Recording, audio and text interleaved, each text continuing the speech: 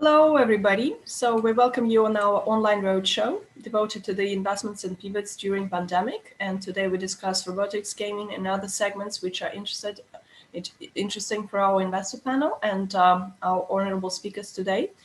We have pitch competition today after the panel discussion, which will include 4 projects. And now I will give a word to each of our panelists to briefly introduce themselves. My name is Nadia Nistirova. I'm an independent director of the board of the National Alternative Investment Management Association and an advisor to a number of leading GPs in private equity, real estate, hedge funds, and venture capital. And now I give a word to Andy. Hello, Andy. Could you start with a brief introduction? Hey, hi, Nadia. Good to see you again. So my name is Andy Lian. I am located in Singapore, but also mainly because of the lockdown. So for myself, I travel quite a fair bit in the Asia market, specialized in markets like Japan, Korea, Malaysia, and so forth. So right now, my background is I'm still with the government. We give advice to government on implementation of blockchain projects. We are very close to a couple of them in the South Asia market and also in the Southeast Asia market. Governments are all very much looking at how the crypto and blockchain space can influence them and how they could make their current processes a lot better. So concurrently, I'm also the chairperson of a Descent Foundation based in Switzerland. We give technical advice and also fundings to companies who are looking at decentralized solutions. I'm a book author of Blockchain Revolution 2030, and it has been a bestseller for a long while. Unfortunately, it's based in Korean language. Many of my friends are not able to read it. So other than that, I'm also an investor myself. In the past, I have my own PE fund as well. And right now, I'm looking at mainly blockchain tech for my investments. So good to see all of you. Thank you so much, Andy. And Sailesh, would you also join us with a brief intro? Yeah, hi everyone. I'm Sailesh Sigatapu. I'm based out of Hyderabad in India. I'm a general partner in a fund called Anthill Ventures. We are headquartered in Singapore with offices in India, Israel, and the US. We primarily invest in early growth stage startups across the globe with a story in India and Southeast Asia. We help them achieve scale through market access programs, distribution channel partners, advisory, mentoring services, and also support of government in India and Southeast Asia. And we also help them raise follow-on rounds of up to $20 million through our partner network in India and Southeast Asia. Thank you, Sailesh. And Eduardo? Thanks, Nadia. Yeah, I'm Eduardo. I'm based in Madrid, and basically, I, as the other panelists, I mean, we are pretty much involved in a number of things. Actually, I'm the current representative and director for the EMEA region for the SORIANO family office, which is a large family office and investment fund. Actually, we are invested in a number of companies within the fintech arena. And also the artificial intelligence, and particular robotics. I mean, so I think the discussion is going to be great on that side of the market. I mean, we basically are the main shareholders of Hands-on Robotics, which is famous worldwide because of Sophia the robot. And myself, I'm also a mentor in a number of private equity and venture capital funds in Europe, and particularly in Spain, actually, and within the fintech arena too. And I'm also invested within the esports sector. So yeah, definitely it's going to be a great discussion. Thank you, Eduardo. And Henry? Yes, thanks, Nadia. I'm Henry Aseli. I'm an investor in a number of companies. I do investments from both of family offices and the Leap Ventures, which is a VC firm that I founded about 5 years ago. I also am an entrepreneur. I've been doing the internet stuff for about 25 years now. And I do also a lot of advisory and technology and strategic consulting for startups. Thank you, Henry. And Natasha? Hi, everyone. I'm Natasha. I'm the co-founder and managing partner of Venture Gurukul Capability Fund. It's a Category 1 alternative investment fund registered with Securities and Exchange Board in India. And as a fund, we are particularly focused on early stage investments, primarily in India. Look at making investments in sector agnostic companies, but focused on companies which are transforming the day-to-day transactions in India via digital transformation. And I think with the current situation which we are facing, the current pandemic has been a big acceleration for digital and digital ventures per se.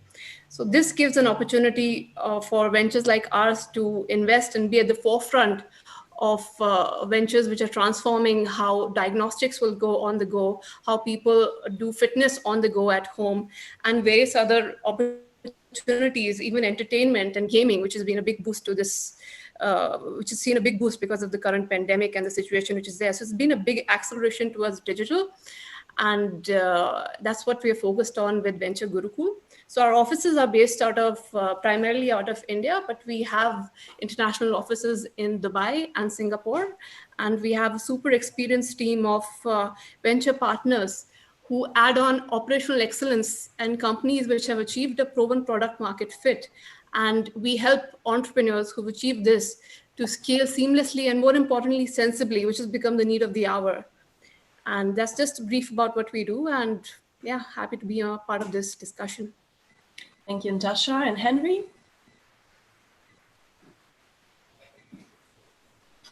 Hello? You're talking to me? Yes, sure.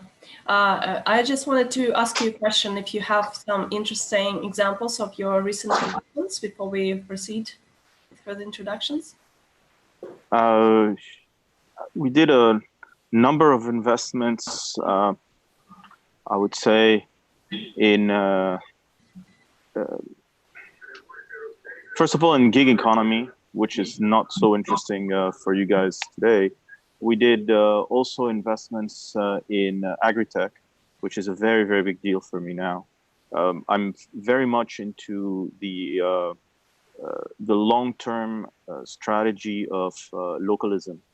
So I'm looking to invest in technologies in areas that focus specifically on local development, where globalism is failing in certain ways. I'm not against globalism in any way, in any way, no. But the pandemic and all the issues that we have right now show the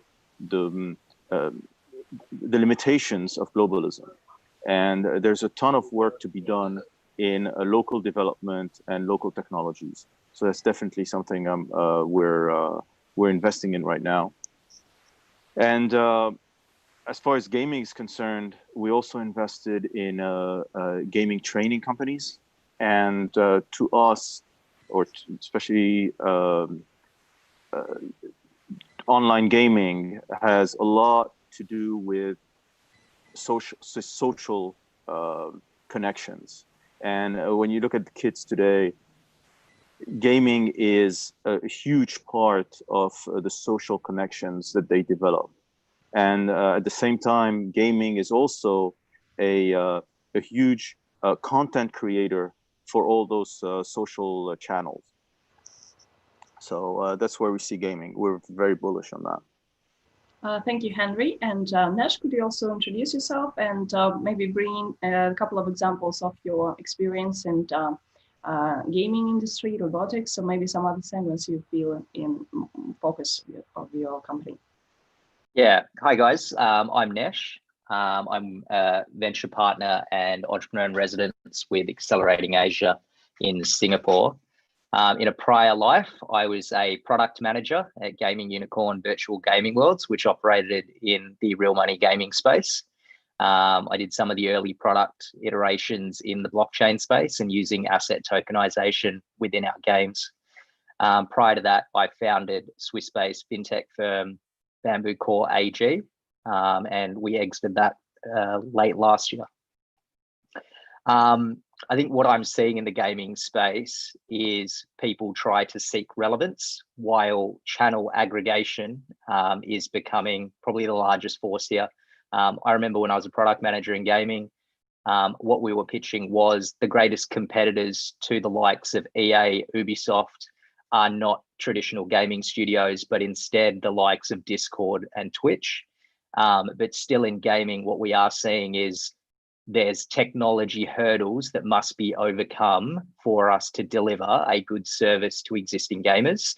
And that's evident when we look at platforms like Stadia, where there is still sufficient lag for cloud gaming, which was where we saw the advent of esports, where people would come together in the traditional LAN format so that they could overcome those stability issues and still have a great experience as a community. Thank you so much, Nash. And Sam, could you also join us with a brief introduction and maybe some cases so you would like to represent today?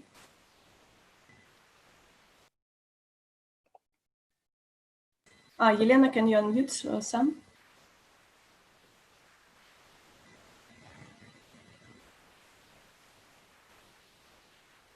No, I can't. Sam, could you unmute you? I can see you unmute. Can you all hear me? Yes, perfectly well. Good afternoon, good evening. It looks like there's some people from Asia as well. Good evening and good afternoon. So my name is Sammy and I'm sitting in Bombay, completely locked down. And I run a quite a large investment business called Brand Capital, which is the largest investor in brands in India. Not all the companies are Indian. Several of the companies are foreign, but they're all targeting the Indian market, essentially. Okay, so it's a large portfolio. It's over $4 billion. In the last 2 years, we've done over $1 billion of investments in 200 plus investments. And they range from $1 million or so at the small end to $50+ million at the big end. So it's a full spectrum.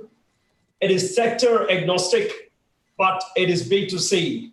So, for example, in robotics, we do B2C robotics, teaching children to prepare robots, build robots, robotic education, things like it, but not making robots for factories, right? So it's not B2B, it's B2C.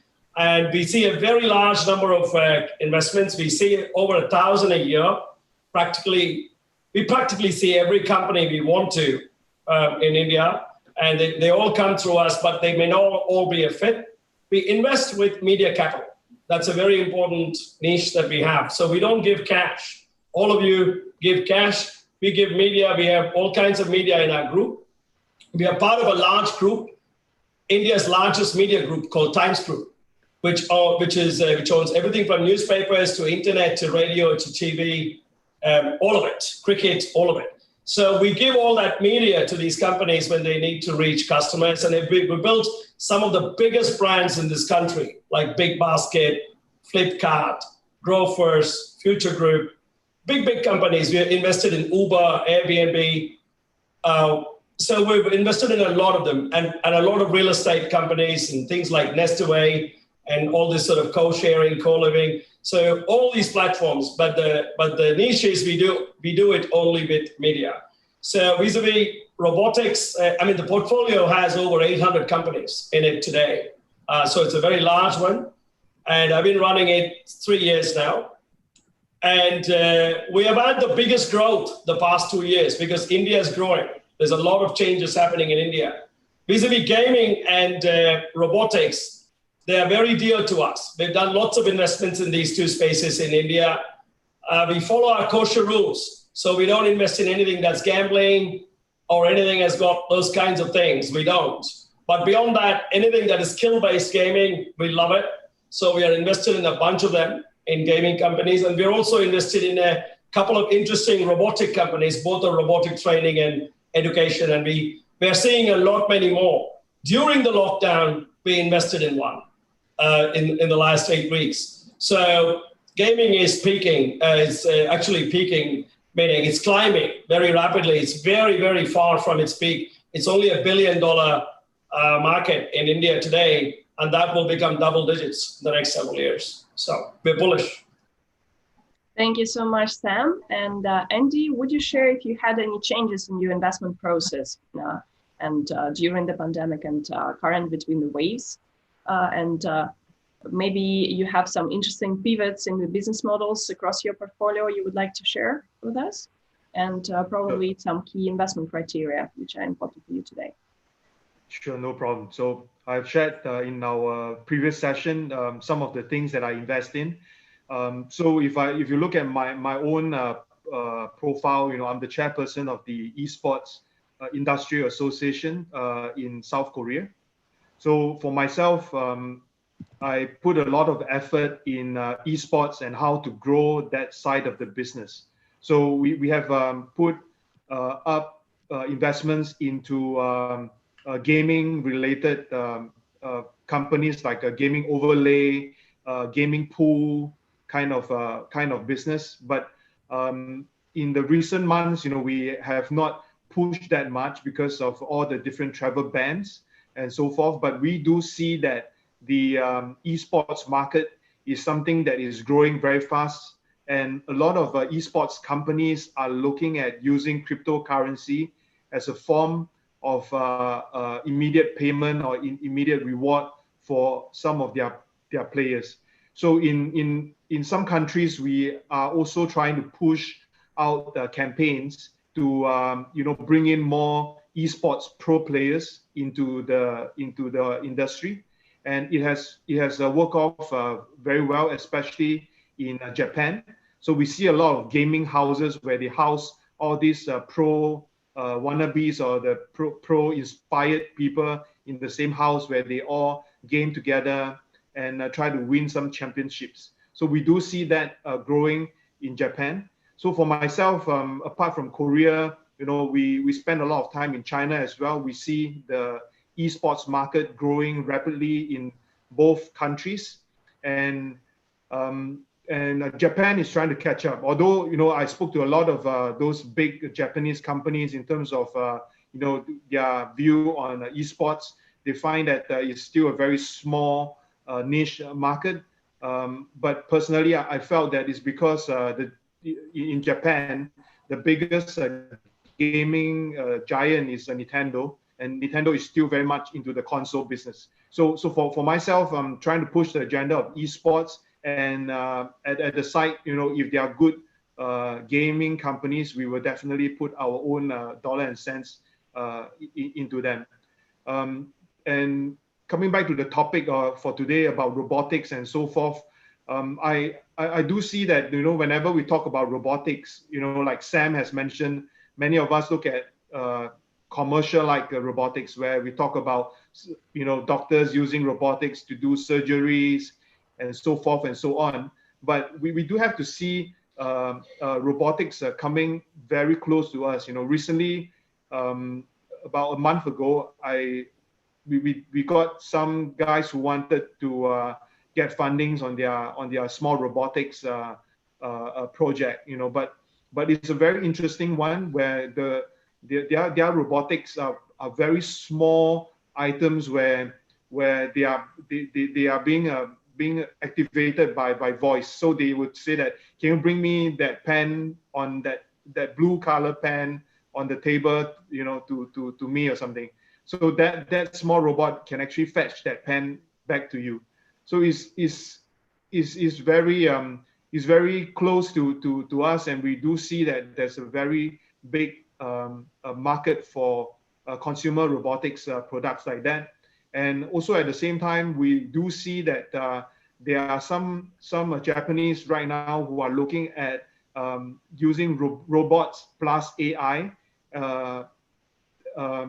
to pit against a human being in terms of gaming capabilities. So they could be playing games like Fortnite and so forth using robotics, and they want to prove that the robots can actually function a lot better than human beings. So I see that it would be a very good trend a very good challenge right now. So these are some of the interesting things. So for myself, in terms of investment strategies, we have not changed. We always build within the ecosystem. Since most of us are into, I mean, most of my people, we are all very much into the blockchain circle. We do want to build our investment around the blockchain. So games become one of the key things that we look at right now. Thank you. Thank you, Andy. And Sailesh, would you like to add something on the challenges, opportunities, and trends in the segment, which you find the most important for your investment strategy? And if you had any changes during the COVID, post-COVID, in your investment process, in terms of investment criteria, probably you would like to highlight? Absolutely. And it's quite interesting to see how the investment trends have changed in the new normal. And we have been actively pursuing deals even during the COVID time, because as a venture capital fund, we look at the long-term gestation period when we invest in a startup and not the short-term near side. And especially gaming has been a very interesting sector in the COVID times. Of course, the challenges with hardware and software development have been a threat, given that people have been working from home and talent hasn't been able to provide utmost efficiency during this time.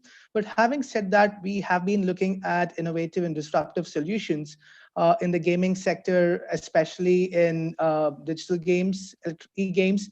And we've made an investment in a company called Router based out of India, which is like the Facebook for sports. And there's also started working with Paytm to be their official partner for esports.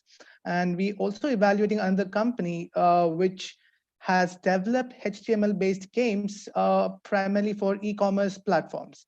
As you may be aware, most of the e-commerce platforms have moved towards providing games to most of the users who are on the platform and need to be engaged. So we've seen some tremendous traction during these times, but the question is, are the unit economics really working, and is the solution improving customer experience and engagement? And we honestly believe scale has never been more important, and engaging with consumers early on and understanding their needs will be beneficial in solving long-term problems. From a robotics perspective, healthcare and medtech is a sector that we actively invest and focus on. And we've seen, apart from automation, a lot of healthcare solutions coming up from the robotics side, especially from the US and Israel, which we are currently doing some test trials with our partners in India. So we do see some positive companies shaping the future, but at the same time, we also see a lot of challenges for companies trying to sustain and develop new revenue models to sustain the pandemic. Thank you, Sailesh. And Eduardo, would you like to add something on the changes in your portfolio, maybe investment process, and what are the most important investment criteria for you right now in various segments, including robotics and gaming we are discussing today? Yeah, sure. Yeah, definitely. Fully. First of all, I would like to say that fully agree with Henry and Andy. Basically, I mean, within the gaming and esports industry, I mean, there has been a tremendous increase in number of, and in the importance of, the subscription programs. Actually, you can take a look at the not only big names such as, for example, Sony with PlayStation Now and PS Plus. Also Microsoft with Xbox Live Pass, but also within the let's say in the on early development games, actually on a worldwide basis. I mean, for example, when we take a look at the different investments and the propositions that we got from CEOs and startups operating within the esports and gaming industry, we basically tend to see at a closer look at the number of users, actually, the degree of stickiness of that users, that players, actually, and also how much money are you willing to pay within the game, because this has been a tremendous increase in the significance of downloadable content and also different payment systems, as for example, Second Life, and also different initiatives that basically in which different, players spend a lot of money within the game. Also, there has been a tremendous, link, actually tremendous, increase in the links between the socializing and gaming industry, particularly within this, lockdown and quarantine period in which we are living. Because usually, people stay at home right now. Actually, has been playing number of, interesting titles and meeting new people actually. So they basically right now actually we have a number of friends that they use the gaming industry. They use their consoles or PCs in order to meet people. I meet people not only virtually but also in real life. So this is why it is important to take a look at those parameters and criteria in order to invest in a particular company. Of course, I mean we tend to look also management team, how relates those particular profiles with the industry, because it's interesting for us. Also, we tend to put more money into work, and this is why we would like to collaborate with proper management teams. That within the gaming and esports industry, but also within the robotics, as Andy perfectly mentioned. I mean, robotics has been with us and within the industry for many years, particularly within the let's say healthcare industry. We pretty much all know the Da Vinci medical system, which was developed by Intuitive Surgical, has been in market for a number of years. But right now, actually, there has been a tremendous increase, particularly in some countries, some Asian countries, such as, for example, South Korea, in which robotics are actually producing a number of goods and providing a number of services there. Actually, this has been also moving into the Western countries, in which in some cases artificial intelligence and robots are also taking control and performing tasks that were performed earlier by humans actually.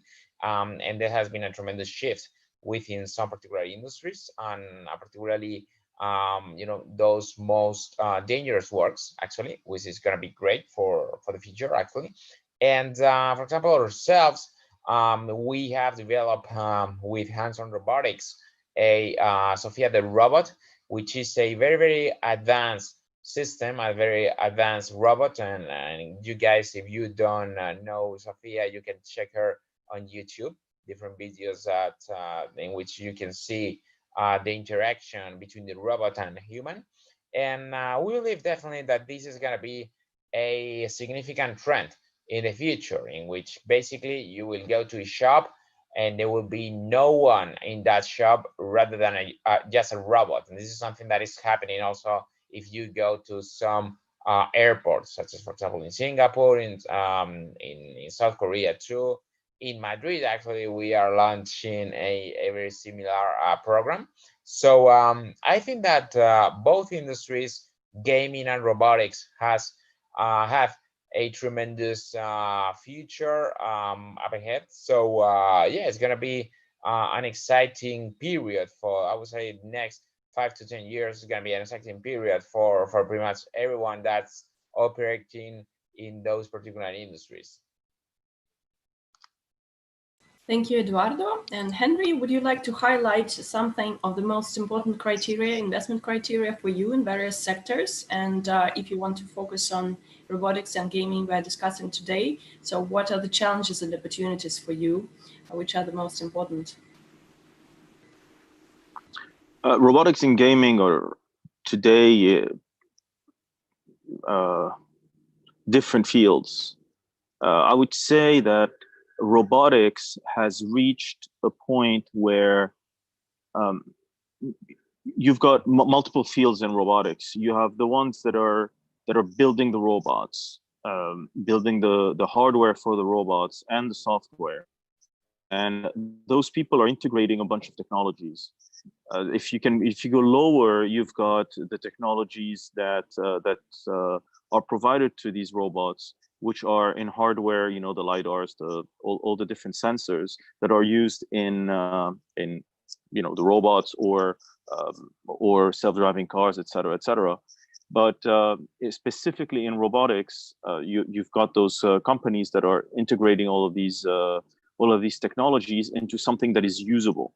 So they're trying to create a market, and they look at all the existing technologies and they integrate them.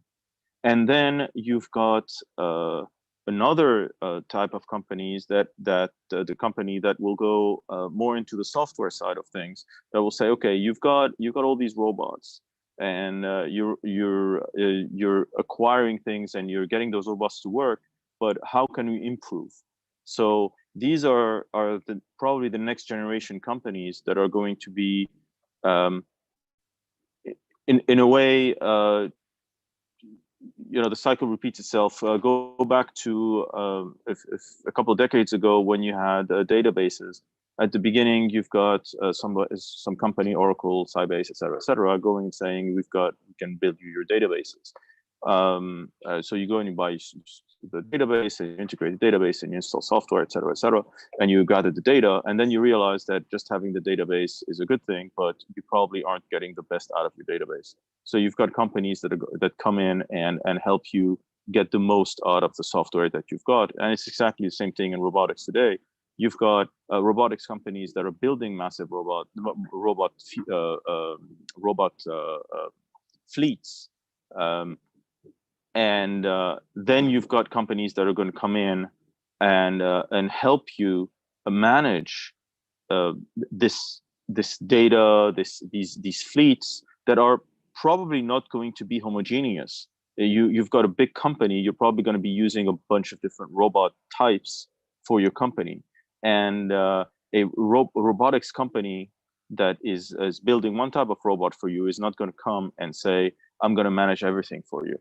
So that's although all of them really want to get in on that in that market, and they all build those robot fleet management software, et cetera.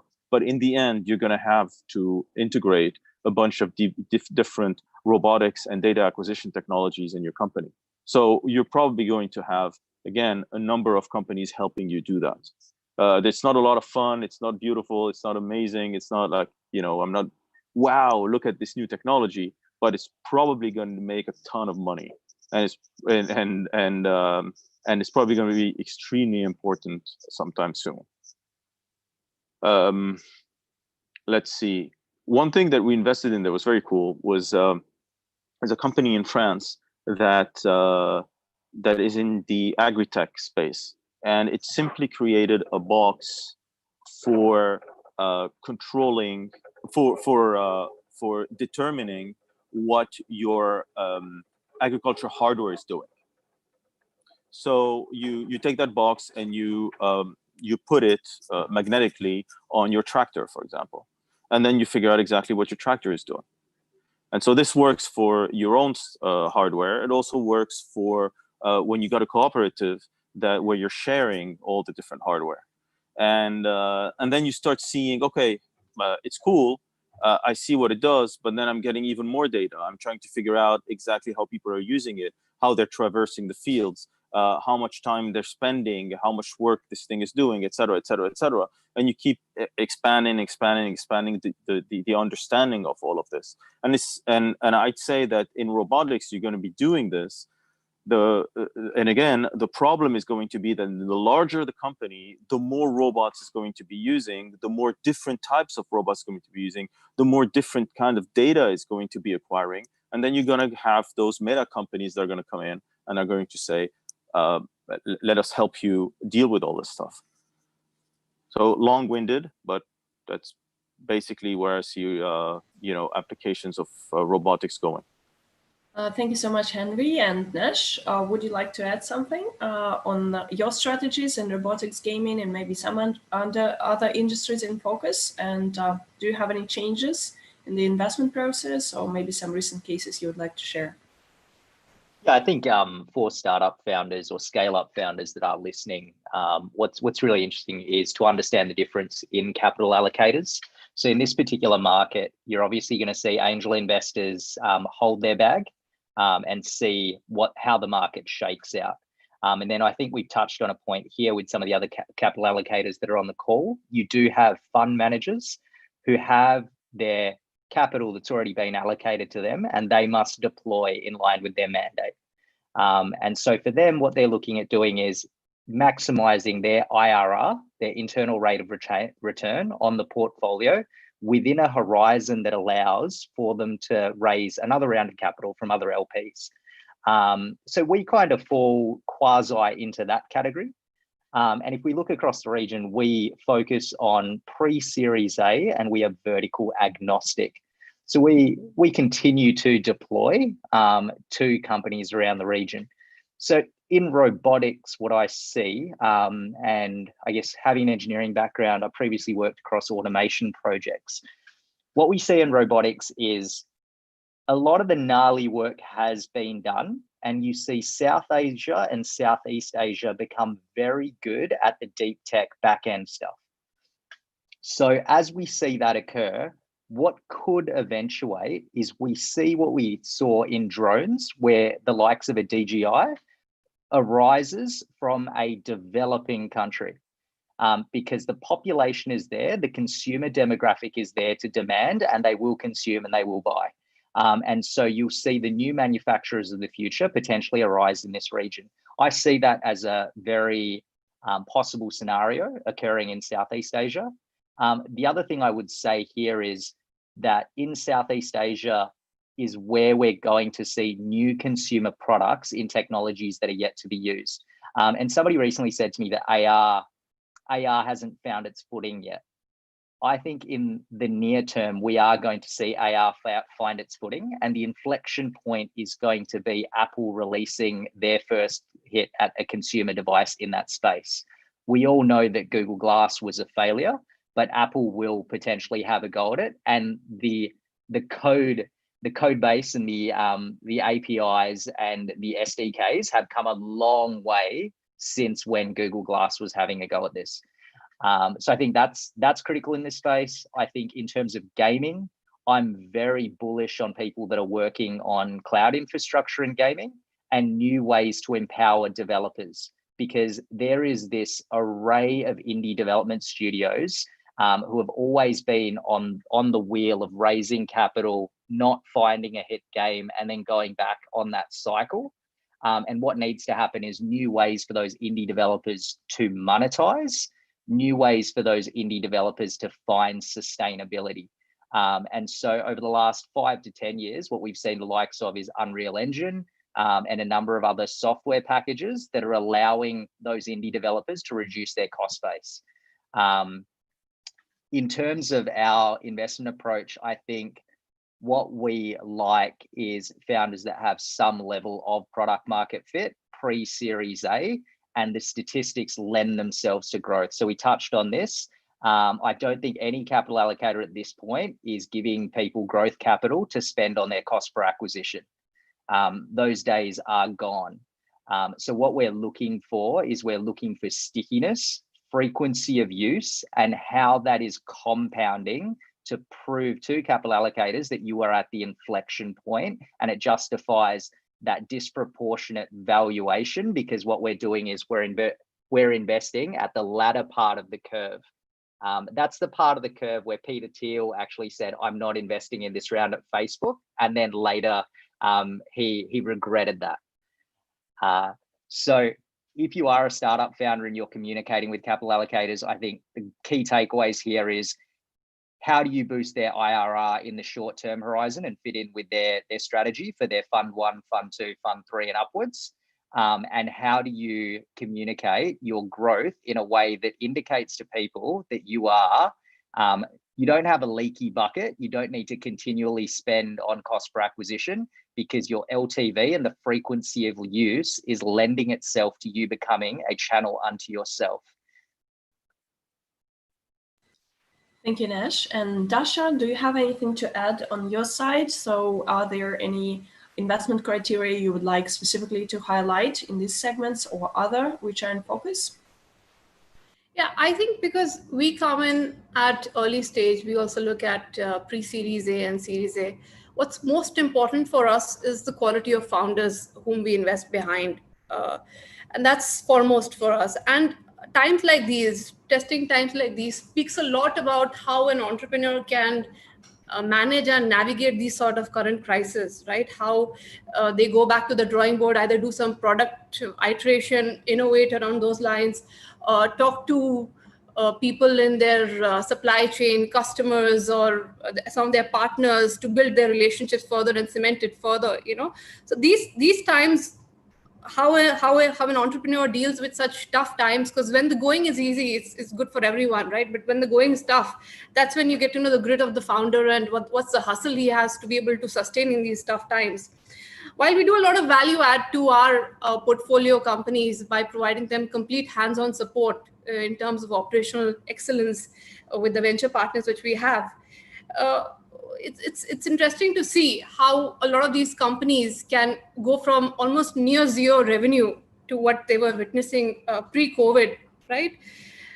To bounce back to 80, 90, 50, 60% of their revenues. And how do they do it? And that's the role which we as investors do our best to plug that difference. So we've seen some really interesting digital transformation for some of the companies. Like we've invested in this direct-to-consumer health food company, which pre-COVID had around 80 to 90% of their omnipresent sales completely offline, right? 80, 90% offline in India. And it's so interesting to see that post-COVID, with the digital marketing strategy which they've applied, they've almost gone 90 to 95% of their entire sales to pre-COVID levels at a complete digital channel, right? So this is an optimum time to focus on the digital marketing acquisition strategy and focus on augmenting your team and definitely doing some product innovation on those lines. And then there's another interesting company in our portfolio called Carbon, which is based out of Singapore, and they're offering digital credit cards to startups and SMEs in a country like India with a 1.3 billion population. Hardly 50, 60 million people have access to credit cards, right? So this is the company which uses digital underwriting and lending processes to offer credit cards to these new age companies based on the transactions which they have been doing on a day-to-day basis without any personal guarantee of the founders. And this company, prior to COVID, had a humongous percentage of their transactions happening in the travel segment.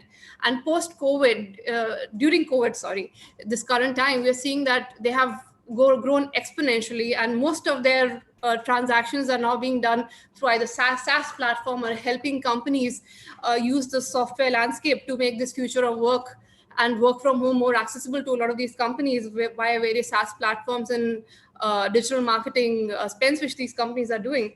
So these are the sort of growth matrices which we like to focus in on our portfolio companies, and more importantly, the deal pipeline which we are getting in through these times, right? So it doesn't really matter if you've hit near zero, but what's more important is how do you bounce back and how efficiently you bounce back, and what did you do? What are your key learnings from this to be able to sustain and really grow venture? Because that's really important to us.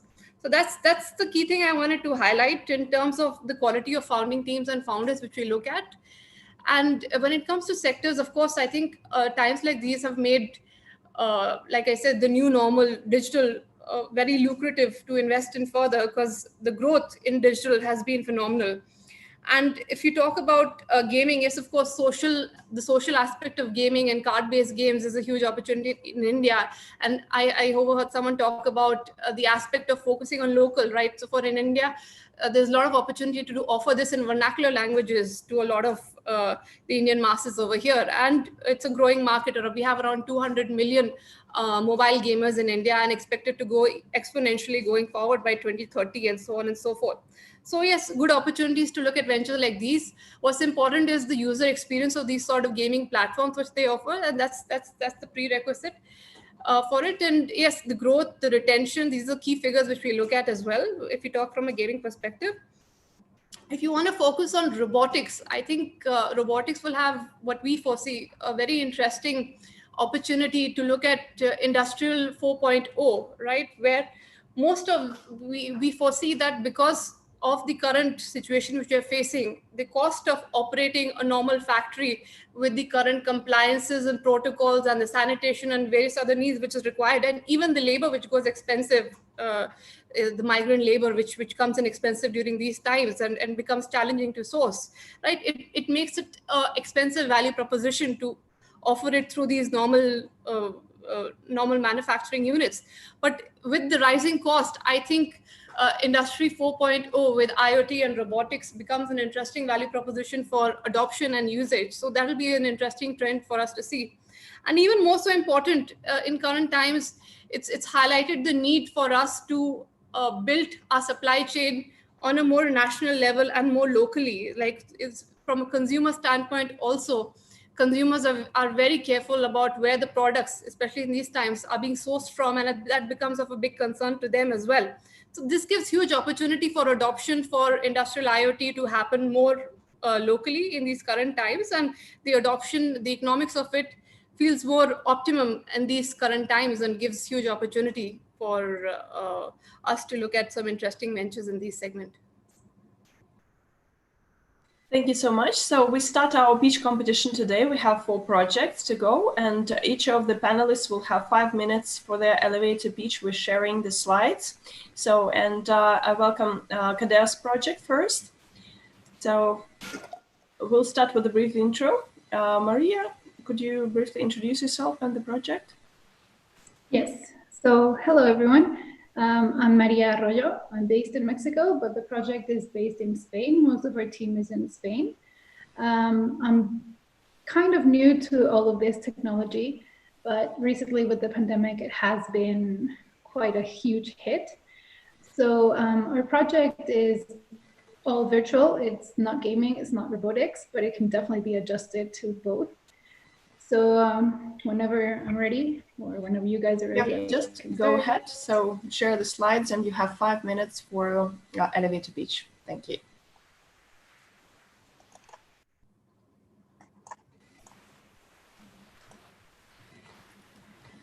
Can you see the screen? Yeah, just do it full screen. Thank you. That's great. Is it full screen now? Yes, perfect. Okay, perfect.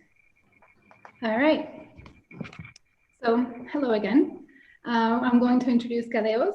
Cadeos, our purpose is to bring secure storage solution to project developers throughout their entire process, from creation to the launching of a project, while creating a whole virtual ecosystem sustained by blockchain architecture.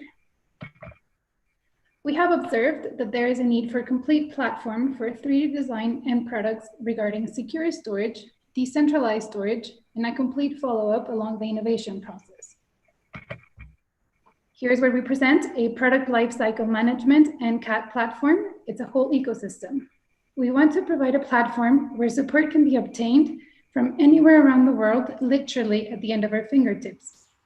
We want to provide a secure, decentralized storage, secured smart contract supported with EOS blockchain and our own token, ADE, through which designers, suppliers, and all third parties involved can complete transactions and therefore allow for a project to render completion.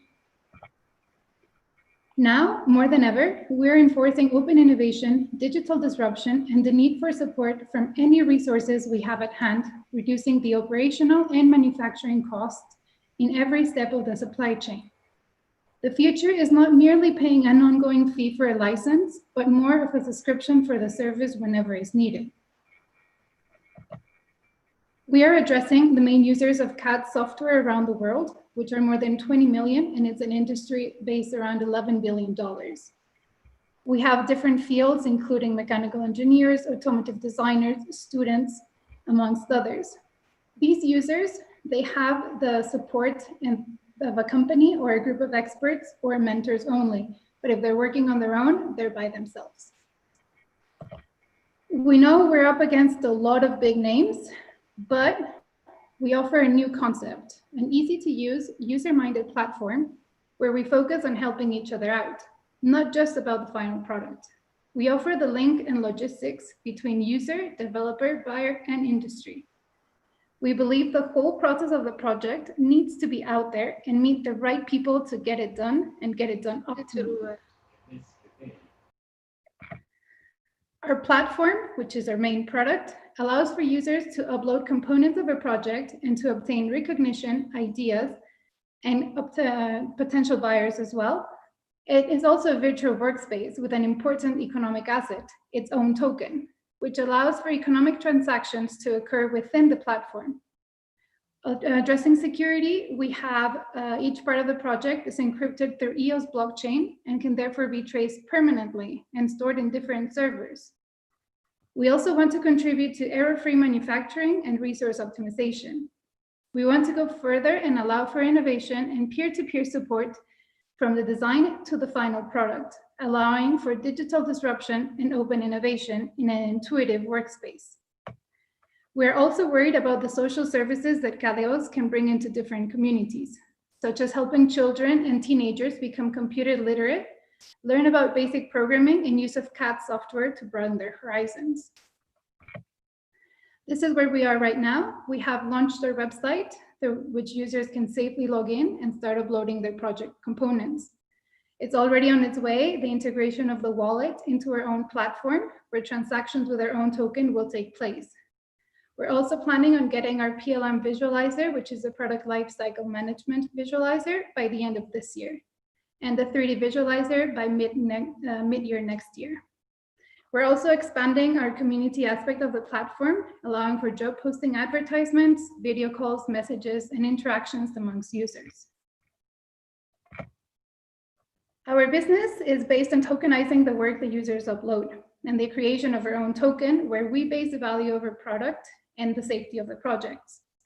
Smart contracts happen between users at different stages of their projects. Users sign up for free, while businesses looking for developers will be based on a pay-as-you-need. We have around 800 million tokens, for which 30% are based for development, 10% for marketing of the project, 5% for campus building, and the other 30% is for airdrops amongst users. We are a diverse group of professionals with different backgrounds, looking to connect to fellow developers and entrepreneurs through a secure environment for our projects to thrive.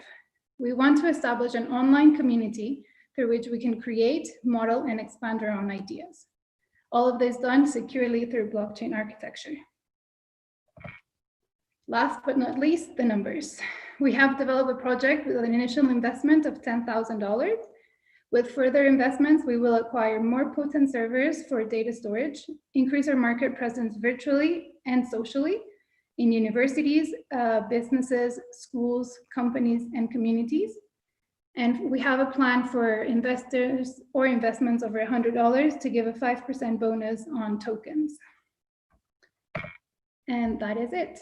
If you guys have any questions, you can find me in social media. You can also talk to our main developer. And that's it. Thank you for your time. Yeah, thank you so much, Maria. And our next project is Amidli. So Stephen, would you introduce yourself and start your slideshow as well? Sure.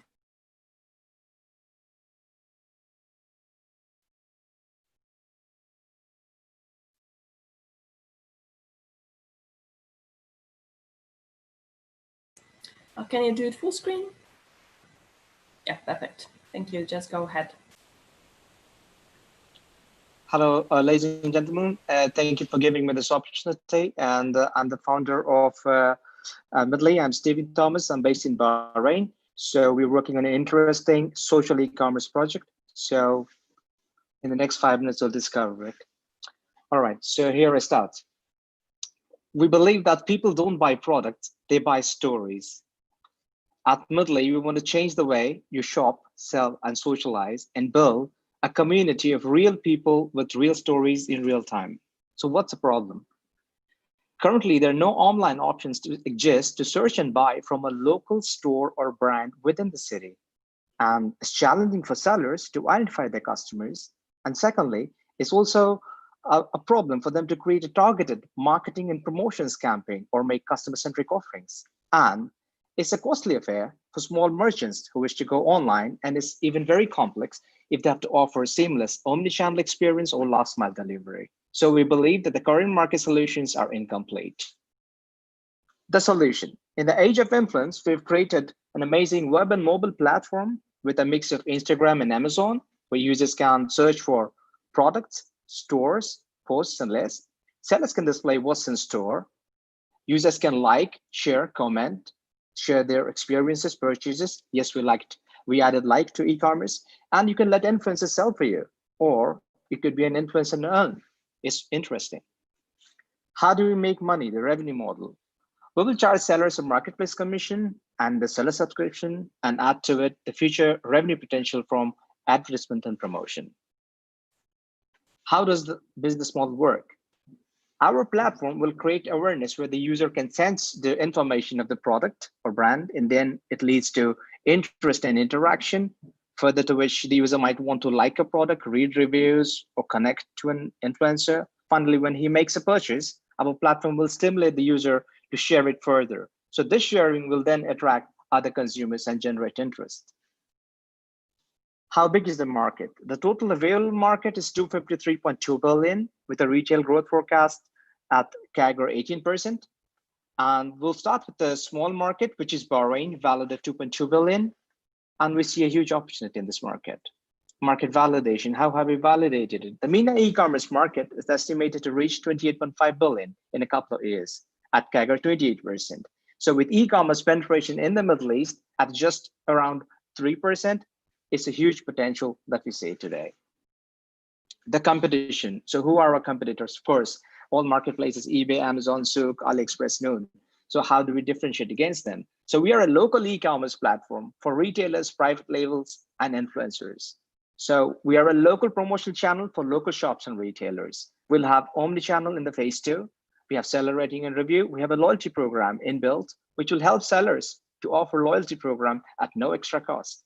And we have social features, which is like, comment, share, and chat. Who are we? Stephen Thomas, I'm the founder, experienced banking and telecom professional with 18 years experience, MBA from EIS Spain. Ross Clearly, international C-level professional with 25 years as CFO. Manoj, he's an IT professional with 18 plus years experience in IT infrastructure. And Prabhu, system architecture and design. What have we done so far? We have acquired 75 plus stores in Bahrain, ready to open a seller account with Medley, and they include some famous brands. What is the product? Like we said, you can search for products, stores, posts, and lists. So when you search for something today, you just get a product. But tomorrow with our platform, you'll see product, which are the stores, what posts have been there, what users have created, and the list that you have saved. So anyone can create a list and save it. Anyone can create a post. So what we say, discover items, post, stores, lists, follow and explore influencers, shop the product seamlessly, and check out seamlessly, and share experience and earn. So everyone can earn from this platform. So what's the number say? So we expect to be cash positive at the year 4, and we expect an investment of 1.4 million, discount by 30%, and the projected IRR is 40%, with exit multiples of 25 to 30x in the Middle East market. So what have we achieved so far? We've already invested $200,000 and completed 70% of the website. We need another 99,000 to go live with beta in the next 8 to 12 weeks. Technology, we're using React, AWS, GraphQL, AI, Node.js, Gento, and others. Why invest in Medley? Because it meets the customer need, it's innovative and unique. It will definitely offer long-term profitability, and the timing is just correct. Thank you. Thank you so much, Stephen. And we have another project as well from Cross Industry Solutions. Raju, could you also introduce yourself and share your pitch deck with us? Sure. Can you see the slides? Not yet. Just do this. Yeah. Can I see now? Now it's appearing. Yeah. Yeah, that's good. Just go ahead. Okay. Thank you very much for this opportunity. I'm Raju Shavan, President and CEO of a Cross Industry Solutions Group. I'm originally from India, settled here in the US for over the last 3 decades. Our focus is mostly to bring the innovation into the industry to solve the most mission critical problems and most haunted problems, especially what we are seeing today in COVID-19, post 9/11. So my entire career and is focusing on bringing this innovation into the industry. Today, I'm actually presenting you our next generation cybersecurity platform to protect the digital information assets and connected IoT devices. The purpose of this platform, oh, sorry, is it going down or no? Can you able to see the slides or no? The slides, scroll down. Okay. So the purpose of building this platform is to address the current technology limitations, what we have observed, those fail to stop the cybercrime. One of the biggest problems today in the industry is the cybercrime. Cybercrime losses have tripled in the last 5 years. Just last year, the business email compromises cost more than $3.5 billion. Again, and if you look at the statistics all across the board, cyber criminals are encashing more than $1.5 trillion just in the last few years. Cryptocurrency losses have staggered to $4.5 billion. Average transaction, the data breach costing the industry over $3.92 million. The pace at which this cybercrime industry is growing, it estimated to reach $6 trillion by 2021. So it's no wonder cybercrime is the world's biggest criminal growth industry. And especially with number of IoT devices growing, the number of cloud data storage is growing, and the internet users are growing. This is no surprise that cyber criminals are going to encash a lot in upcoming years. So what is our solution? So we are, as I mentioned, that we are around for many decades. We are focusing predominantly to provide end-to-end solutions. So our solution here to stop the cyber criminal is threefold. It's a preventive, detective, and protective mechanism. End-to-end is a multi-layer mechanism we built. So it's kind of a similar to what you see in the banking industry, like bankers are getting robbed. So it doesn't happen overnight. So they are very planned. So you're able to prevent them before they come to the bank, or do you able to defend them, when they're robbing the bank? That is our detective, while it's happening, and what you can do after it happened. So that is after effect. So those are the three layers of the mechanisms we have built in our product. Looking at where we stand today in this COVID-19 pandemic, the cybercrime has already quadrupled in last, just few months. Also, the foreign hackers are targeting most, important COVID-19 research centers around the world. Now, where we stand, cybersecurity now dominates the priorities of each one of us, an organization, to adopt a post-COVID-19 world. So it's very important for us to bring this solution into the market. As I mentioned earlier, the cybercrime industry is going to grow to $3 trillion. So it is no surprise that if you look at the staggering growth in the cybersecurity market since 2017, and this market is going to grow to $300 billion by 2024. Considering the market opportunities, what is there? Certainly, there are a lot of competitors. But there are about 34% of this cybersecurity market is controlled by top 6 players versus other 66% are very small players. We don't see a direct competition, but yes, certainly we have an indirect competition from all these major players. But how we differentiate ourselves from them? So most of the solution which is today available, those are either platform specific or a segmented solution to just address the limitation what they found in their products, versus our is end-to-end platform independent and its unique combination of hardware and software protocols. As I mentioned, this is a 3-layer mechanism we built. The cyber geofencing, it is the outermost fence boundary we created to shield identities of your devices. The detective is continuous monitoring and controlling of a suspicious and fraudulent activities, and a protective mechanism, which is a self-destructing protocol that basically makes the stolen information totally useless compared to the current faulty encryption. This is a high-level concept of operation, that how our product works to protect the infrastructure between your company and your partnering companies. Our business model is threefold based on these 3 products. This is a kind of product revenue model, and there are 4 different types of revenue streams we have. And we have a very strategic roadmap that which industry we want to target, from phase 1, phase 2 to phase 3. As I mentioned, that we are basically a very seasoned veteran, average 30 years of experience per person. This is what our executive management team brings.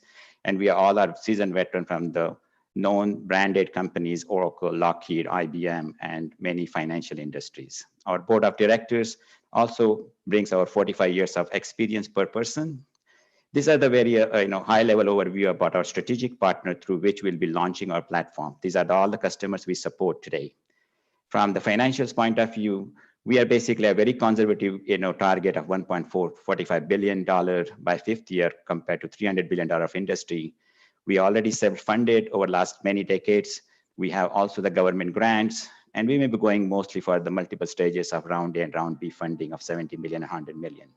The exit option for our investor, we are planning to go IPO by fifth year, and most likely we'll be buying back share by the third year.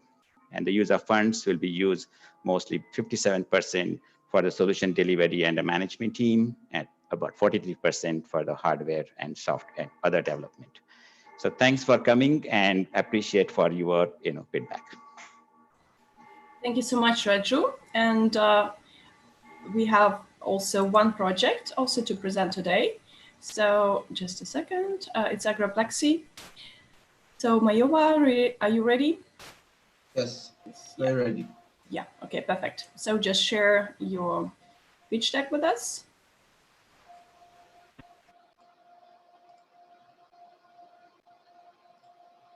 Is it visible? Yes. Yeah. Okay. So my name is Mayowa from Agroplexy. Agroplexy is a Nigerian-based company, but we serve Nigerian market, and at the same time we are looking into serving Kenya, Sierra Leone, and St. Kitts and Nevis. So what is Agroplexy meant for? Agroplexy is it's a decentralized blockchain-backed economy. And what we are doing basically is to catalyze financial inclusion for farmers, especially in the emerging market. The problem is that 500 million of farmers around the world are unbanked. Farmers, for farmers in the emerging market,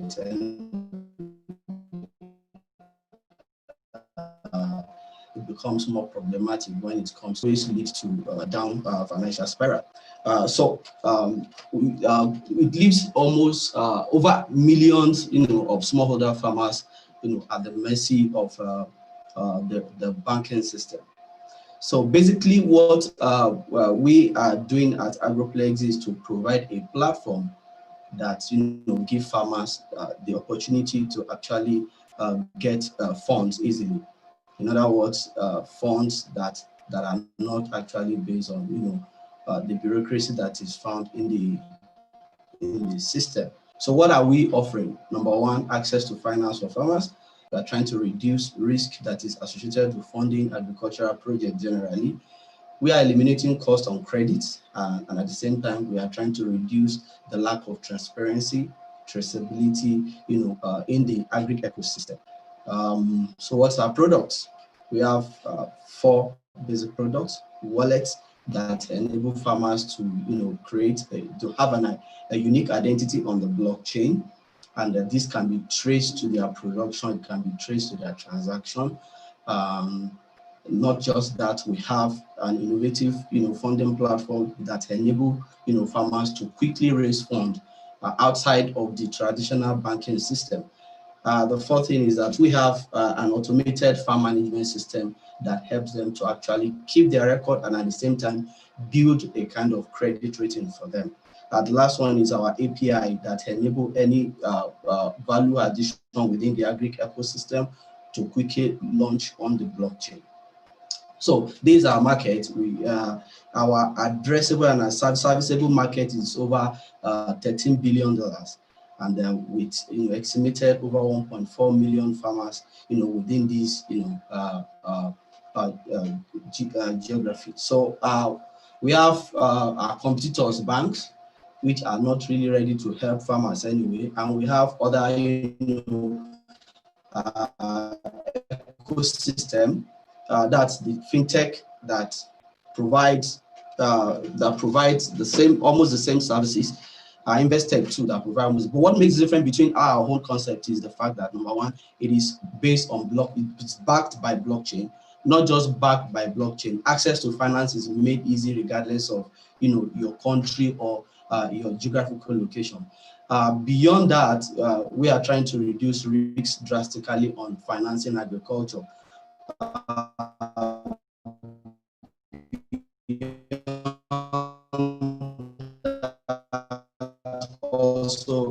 we reduce the cost on credit, like I've also said before, and we enforce what is called transparency to reducing hunger globally. So what's our business or revenue model looks like? We have about 4 ways of generating revenue. To every fundraise, we charge 6% royalty, and at times we take 20% profit share depending on the arrangement between the project and the platform itself. We train at a reasonable price, a subscription price. That's for our agents and our ambassadors. Beyond that, all transactions that are done on AgroPlay platform attracts 0.05% fee, which is almost the cheapest. Then integration also, we generate fund from integration. So what do we need? Why are we here? We need to increase our capacity, that's to increase the number of agents that help us to onboard farmers.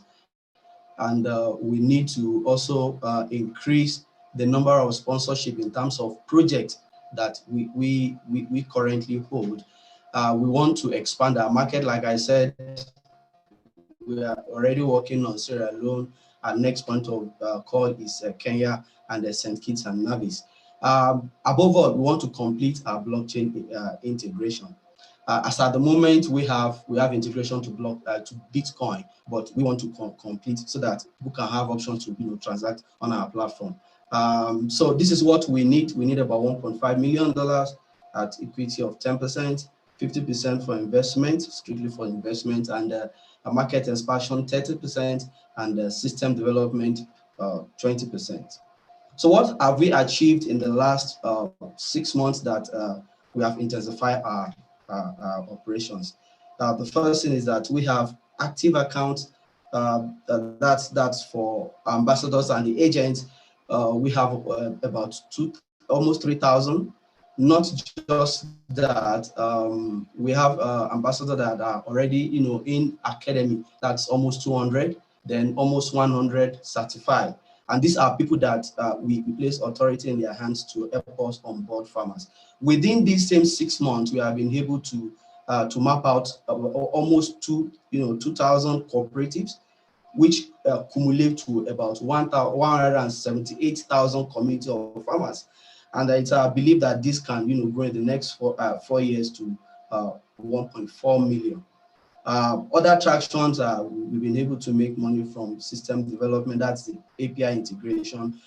We have been able to make money from training. We made money from transaction, and we have also made money from the implementation of our 6 permanent team working based here in Nigeria. Then we have about 4 others working across the. Hello? Yes, could you please finalize? Yeah. Okay, so do I need to still share? Yes, just finalize the keywording. Yeah, because the time is up. Yeah. Okay, so we have 4 across the globe that are also helping us. And we believe that with all of this, we have people with minimum of 15 years experience in the industry. These are roadmap, and thank you. Thank you. So we go ahead with the Q&A with our investor panelists today. So Andy, do you have any questions for the participants, or maybe general feedback, or to some particular projects you would like to highlight? I just give some general feedback on the 4 projects. On a personal level, I do like project number 4 and project number 1, but I do have a lot of questions. First of all, for project number 1, Maria, maybe you should really look at why are you using EOS as your core chain, because based on what I see, there are quite a fair bit of CPU congestion issues currently. So maybe that's something that you could relook, or you could really put it in a move and see how it really works in EOS. I'm a big fan of EOS right from the start. Friends with people like Brock Pierce from Block 1 formerly. So I have some reservations on that. Project number 2, I think you have a very nice PowerPoint, but I think it's going to be, for me, I think it's going to be a tough market because to acquire user base, it's not easy, but I think it's kind of expensive to make that work.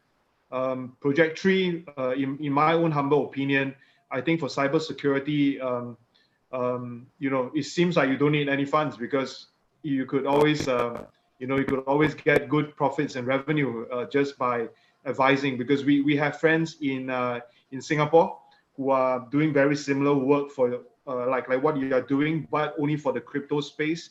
They manage to get good money just from advising. Lastly, for the agri project, because personally, I like Henry, I think we have a certain thing for agriculture, and I felt that it's big because on a social level, I help out in social enterprises in Thailand, in Indonesia, and also certain parts of Philippines. We felt that agriculture is a big thing. But my advice to you is that don't use blockchain just for the sake of using it and follow the trends. Your project should work a lot faster with traditional fundings or even fundings from UN, so forth and so on. Because if you look at the technology adoption in your country or in your region, when we talk about a crypto wallet, it's not exactly that easy to use. And for the farmers, I think the adoption level would be very tough. If you really want to go on the full crypto or blockchain route. So this is just my small comments. Yeah, and anything else we could all chat offline. You could find me on LinkedIn or Twitter and so forth. Thank you. Thank you very much, Andy. And Eduardo, do you have comments or questions to some of the projects in particular or general feedback? Yeah, basically, I would like to say that thanks, everyone for the projects. I mean, you all did a great job. Actually, you are also, people that feels passionate about your, startups and help you the best in the future. Definitely, just a couple of comments. I mean, project number 1, Maria. I think that I agree with Andy in this one actually. And this can go for everyone actually. It's not only about using blockchain because it is popular right now. I mean, you have to start thinking out whether if this kind of technology is really applies to the project that you are developing. And in some particular cases, particularly with this industry in which there's a number of funds, a number of startups and CEOs trying to raise capital. Some cases, some projects doesn't really fit to this market and industry. Okay. Project number 2, I believe that yeah, fully agree that the PowerPoint was fantastic, great presentation actually. But whoever operating in that particular market with giants such as Amazon and other marketplaces, at some point you will see something that we felt in our skin in some startup in which we invested, that you come to a point in which you have to spend a huge amount of money on marketing in order to position yourself against giants such as Alibaba, Amazon, and the others, and it's going to be a tough market. Cybersecurity, on the other hand, I believe that it has probably the strongest potential of all the different projects that have been presented here. But again, I mean, there's a number of companies that have been investing heavily in this field, and it's not gonna be easy, guys. And just as a recommendation, by the way, if you are presenting something, try to turn on your webcam, okay? Because for us, for example, investing in some projects basically depends on what feeling do we have with the management team. If we don't see you what you are presenting, okay, we will discard and rule out that project, honestly, okay? And yeah, I mean, and again, I fully agree with Andy regarding the 4th project. Social entrepreneurship is a trend that is on the market right now, actually very, very active. But whoever, while in Europe and in the US and in Latam and also in Asia, it's something that has been booming. I don't know if this really fits with Africa. So of course, huge potential, but Olawumi, you have to bear in mind that and keep in mind that at some points blockchain and these kind of projects may not fit again. So, but again, I mean, congrats for all your projects and hope you and wish you the best in the future. Henry, would you like to just give a couple of words on your general feedback before you go? Guys, projects 1, 2, 3, your pitch decks are subpar. You should really work on proper pitching. There's tons of resources out there, so just fix them. For project 4, Mayowa, I'll contact you privately. It definitely interests. It's the kinds of things that interest me in different areas. Not in your region right now, but I'm doing a number of things in this space in other regions. So I'm definitely interested in this. And to me, this is not social entrepreneurship. This is actual entrepreneurship, and there's a ton to do in there. There's massive markets, and definitely many big successes will come out of that. So yeah, I like that. Thank you so much, Henry. And Nesh?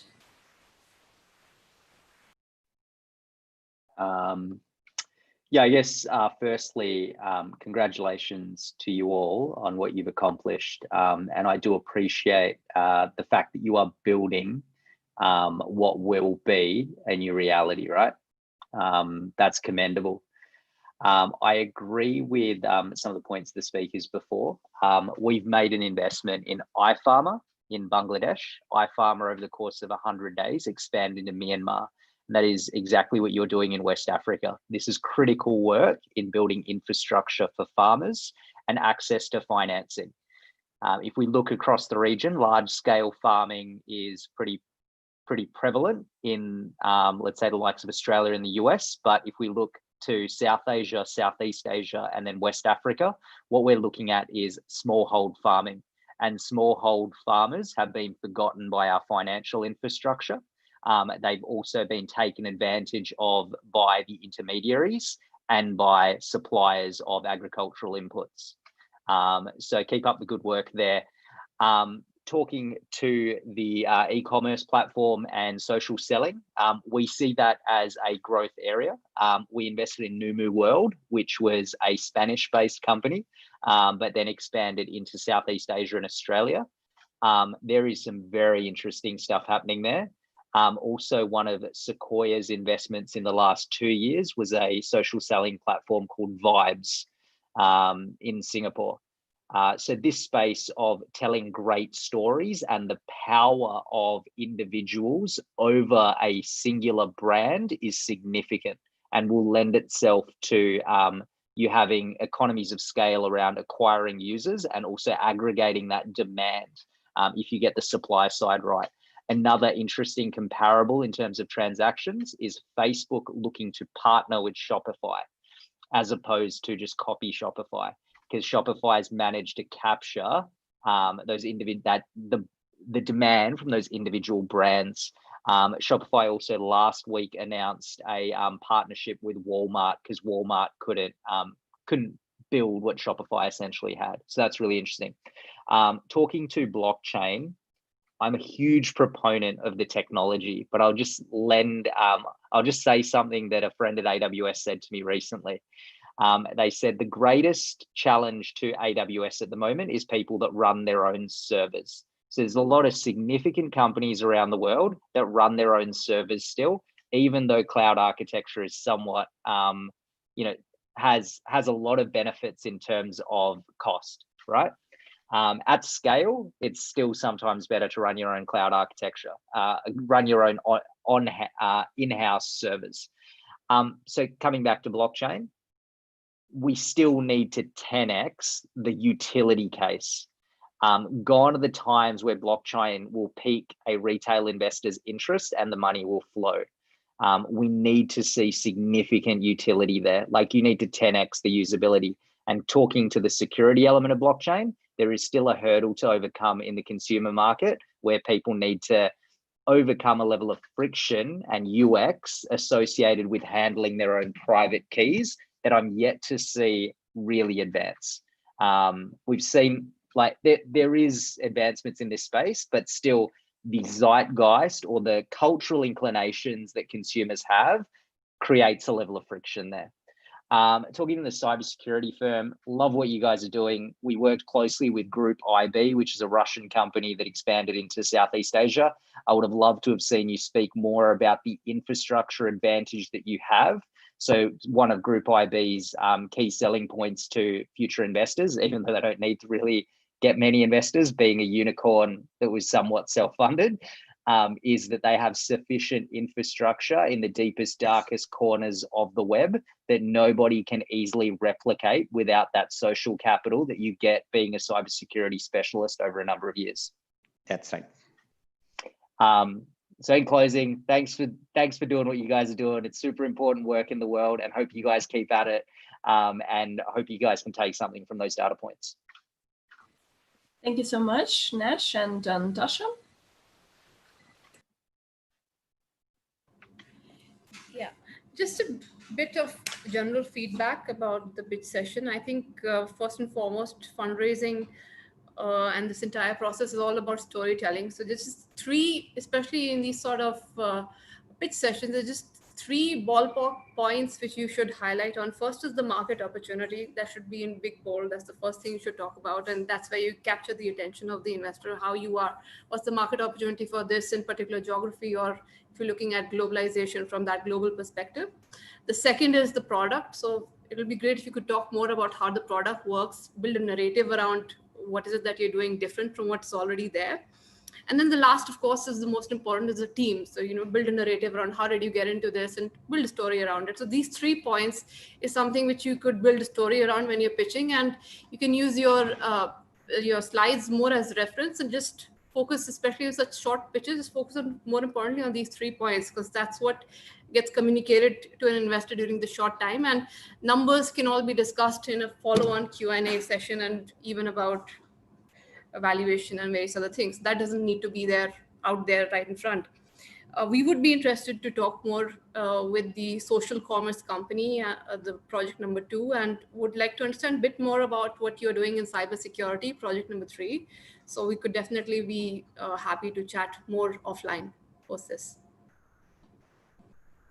Thank you very much. Yeah. Currently we have just a quick round of general feedback on the event. So if you'd like to maybe comment on something, what you will take with you as a takeaway from our today's session. And the winner for today is Midley. So Stephen, congratulations with winning the pitch competition today. So maybe we'll start with you as a general feedback. What would you like to highlight out of today's session? Well, I guess this is a very great initiative that Latukan has taken, because especially in the time of pandemic, where the funds are dried up and access to investors was really, not that easy. You couldn't go and pitch and show them. So I think this was the only mode where we started zooming in. And of course, people can zoom in your projects through this. And yeah, great investors, you get great value and feedback. Of course, if you look at my first pitch and what I've made today, I've learned from all these, tips and suggestions from investors. So I think this is a great platform. So you keep on learning, you keep on improving yourself, polishing yourself. And of course, when the time is right, of course, you'll make good. Thank you, all of the investors, all of you. Thank you. Thank you, Stephen. And Sailesh, would you like to comment and give feedback for our? Yeah, sorry, got disconnected in between. Thank you all the entrepreneurs for pitching, and it was a wonderful session. Personally, for us, I like the second and the fourth pictures. The e-commerce is definitely a great play for us, especially a great interest, and the GCC area is something we'd love to explore. Of course, the pitch deck had very high-level details. We'd love to get connected offline and take the conversation forward. Also, the fourth one, I think it's a great concept. Would love to learn more and see how we can get involved. And obviously, India also focusing a lot on agri. We'd love to see if there are any learnings we can take and explore potential synergies. But overall, I think blockchain is a great technology to stay. Having said that, cryptocurrency, as my predecessor mentioned, utility is a great case, not the financial one. We'd love to see more use cases which make meaningful context to make blockchain more of a successful one. And thank you, everyone. And as a general feedback of our today's session, maybe Sailesh, you could also highlight something, what you like most of the event, and is that helpful in your investment process?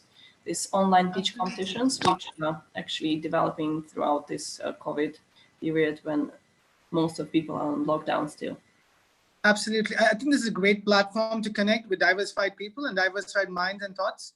And it definitely opens your process flow to understand what kind of deals are out there globally now that there's no restriction in meeting people. And what you've been doing is being a great platform for meeting diversified entrepreneurs to understand their ideas, pitches, and try and see how we can widen a horizon, especially the COVID times, to look for disruptive and innovative solutions which can stick and also prove unit economics makes sense from a larger perspective.